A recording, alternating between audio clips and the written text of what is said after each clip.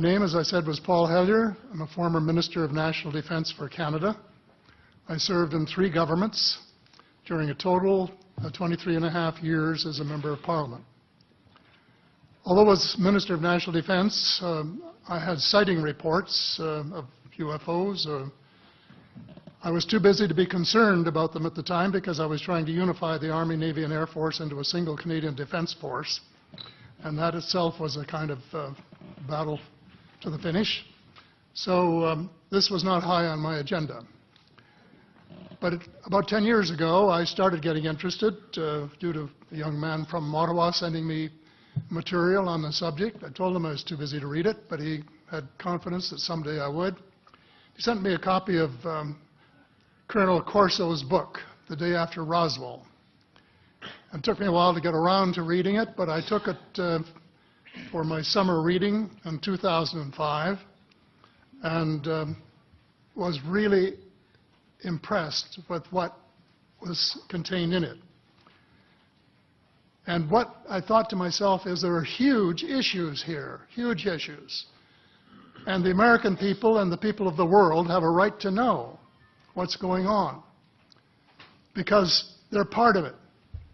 It's not just an isolated thing.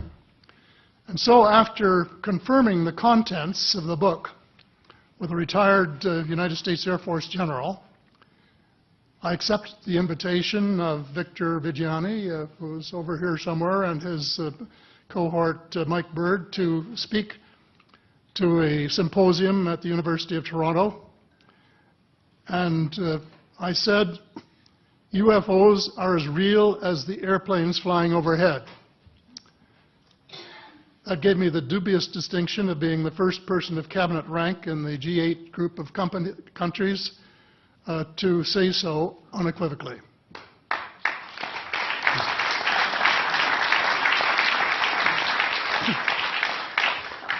Since then, I've learned a lot from many sources, including a number of the fantastic witnesses that we have heard these last 4 days. They were so outstanding, I was just really blown away with them, the amount of information that was available.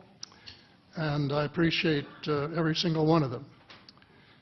But because I'm not a ufologist, I'm a politician, there are only a few things that I want to add in that particular realm. First is that about in the 1960s sometime, it was a flotilla of UFOs headed south that crossed into NATO territory in Europe. And the Commander-in-Chief of the Supreme Allied Headquarters in Europe was naturally very shaken.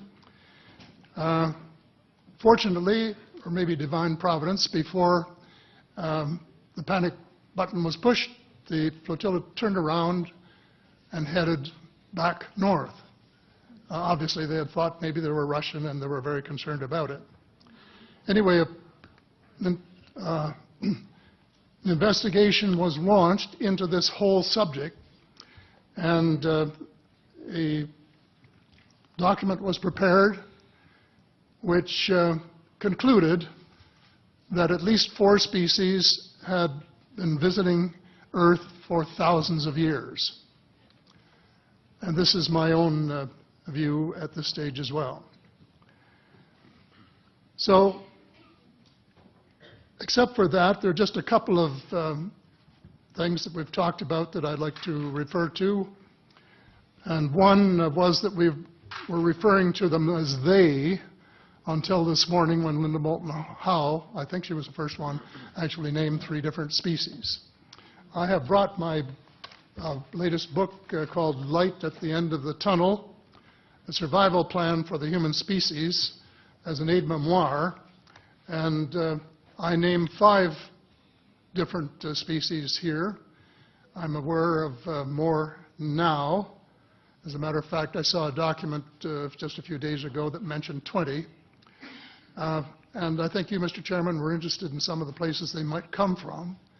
And I have in here Zeta Reticuli, R-E-T-I-C-U-L-I, Reticuli, the Pleiades, Orion, Andromeda, and the Altair star systems. So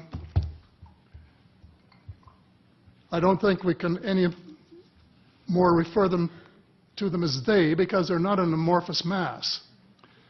They are different species and consequently may have different agendas. I don't think we can say that they all have the same agenda any more than we could say that the United States, China, and Russia had the same agenda. Our real interests may be very similar, but as of now, our perceived interests are still quite far apart.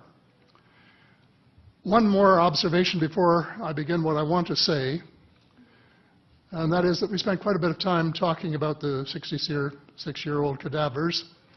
And I was glad to have Linda this morning finally say that there are live ETs on Earth at this present time, and at least 2 of them probably working with the United States government.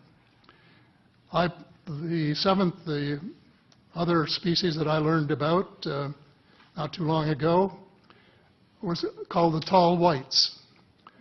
And this is when Paula Harris broke the story just a few years ago.